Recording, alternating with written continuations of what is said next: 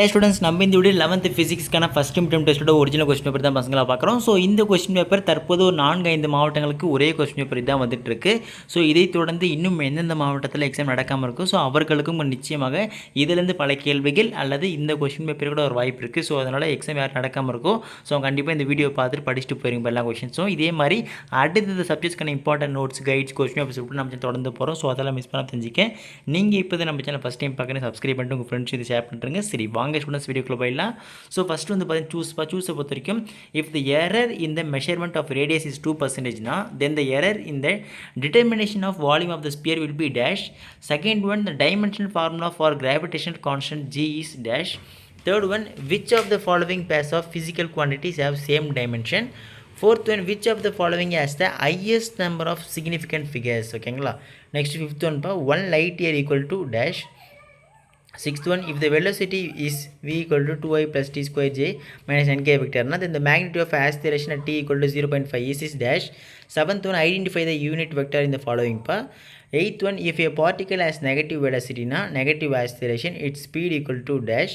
Ninth one, if an object is thrown vertically up with the initial speed u from the ground, then the time taken by the object to return back to ground is dash. ஓகேங்களா.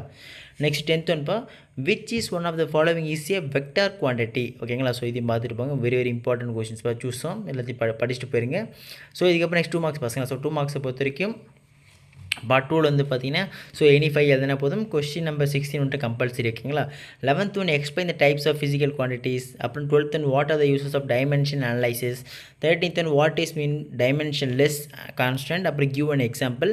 அப்புறம் define radian, very important. அதே மாதிரி define the vector, give example. 16th one from a point on the ground the top of a tree is seen to have an angle of elevation 60 degree the distance between the tree and point is 50 meter, calculate the height of the tree.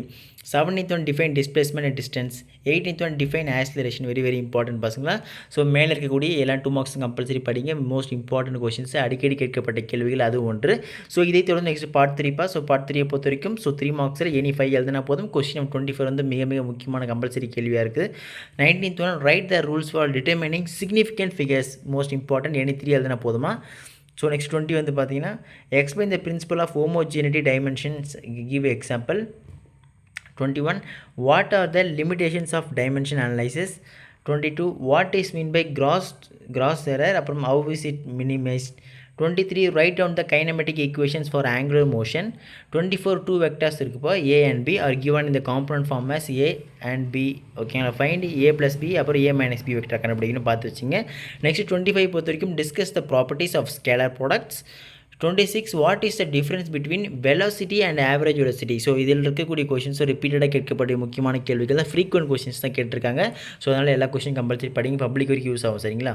So இதுக்கப்புறம் next 5 marks so 5 மார்க்ஸை பொறுத்த வரைக்கும் 27 வந்து பார்த்தீங்கன்னா obtain an expression for the time period t on of a simple pendulum. The time period t depends on the mass m of the bob, அப்புறம் length l of the pendulum and acceleration due to gravity g at the place where the pendulum is suspended. ஓகேங்களா. So are derive the equations of motions for a particle falling vertically அப்புறம் projected vertically. ஓகேங்களா. 28 பொறுத்த வரைக்கும் explain in detail the triangle of addition or write a note on triangulation method and radar method to measure larger distances. 29 what do you mean by propagation of errors, explain the propagation of errors in addition or derive the kinematic equations of motions for constant acceleration. ஓகேங்களா. Okay students, இதில் இருக்கக்கூடிய அனைத்து 2 மார்க்ஸாக இருக்கட்டும், 3 மார்க்ஸாக இருக்கட்டும், 5 மார்க்ஸாக இருக்கட்டும், அனைத்து கேள்வியும் நன்றாக படிச்சுட்டு போங்க. இதிலிருந்து பல கேள்விகள் நிச்சயமாக இன்னும் எந்தெந்த மாவட்டத்தில் நடக்காமல் இருக்கும், ஸோ அவங்களுக்கு கண்டிப்பாக கேட்க வாய்ப்பு எல்லாத்தையும் பார்த்துட்டு போங்க. இதேமாதிரி அடுத்து தொடர்ந்து பார்க்கலாம்ப்பா. ஸோ அதெல்லாம் மிஸ் பண்ண தெரிஞ்சுக்க நீங்கள் இப்போ தான் நம்ம சேனல் ஃபஸ்ட் டைம் பார்க்குறேன்னா சப்ஸ்கிரைப் பண்ணிட்டு உங்கள் ஃப்ரெண்ட்ஸுக்கு இதுக்கு ஷேர் பண்ணி விட்டுருங்க. அடுத்து தொடர்ந்து பார்க்கலாம் பசங்களா. Tata, bye bye.